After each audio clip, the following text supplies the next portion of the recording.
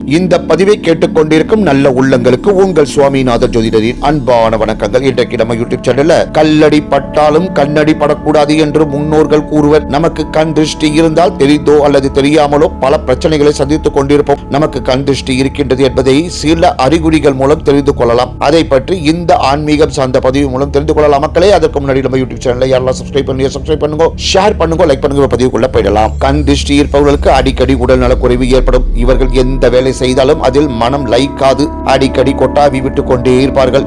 எந்நேரமும் உடல் அசதியாக இருப்பது போன்ற உணர்வார்கள். அதிக கண் திருஷ்டி இருப்பவர்கள் புதிதாக ஆடை அணியும் போது அது எங்காவது பட்டு கிழிந்து போகும் அல்லது அந்த புது ஆடையில் கருப்பு கரை ஏற்படும். கண் திருஷ்டி அதிகமாக இருப்பவர்கள் வீட்டில் தொடர்ந்து ஒன்றன் பின் ஒன்றாக பிரச்சனைகள் வந்து கொண்டே இருக்கும். பொருட்கள் தொலைந்து போதல், காரிய தடை, சோகம், பிரிவு, நஷ்டம் போன்றவை ஏற்படும். கணவன் மனைவி இடையே காரணம் இல்லாமல் சண்டை, கருத்து வேறுபாடு, சுப காரியம் தடைப்படுதல், உறவினர்களுடன் பகை போன்ற பிரச்சனைகள் தானாகவே ஏற்பட்டால் அந்த வீட்டில் கண் திருஷ்டி அதிகமாக இருப்பதாக பொருள். வீட்டில் உள்ளவர்களுக்கு ஒருவர் மாற்றி ஒருவராக மருத்துவ செலவு ஏற்படும். கண் திருஷ்டி உள்ளவர்களுக்கு உணவு சாப்பிட பிடிக்காது. எல்லோரிடமும் எரிந்து விடுவார்கள்.